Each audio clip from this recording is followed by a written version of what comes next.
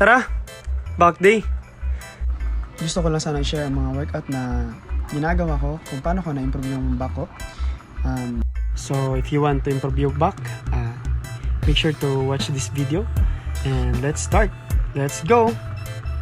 Starting with lat pull down. Ang aim ng workout na to guys is for latissimus dorsi, which is your lats.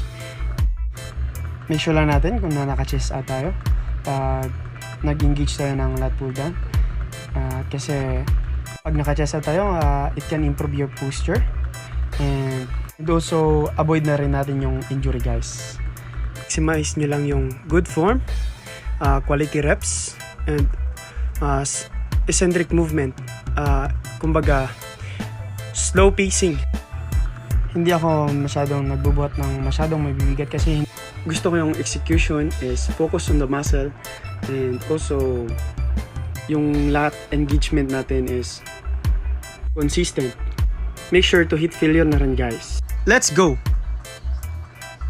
At target naman natin ngayon guys is mid back, which is your upper back. It's called barbell row. Hinihinaan ko lang yung pacing guys at saka pinamaximize ko yung good form.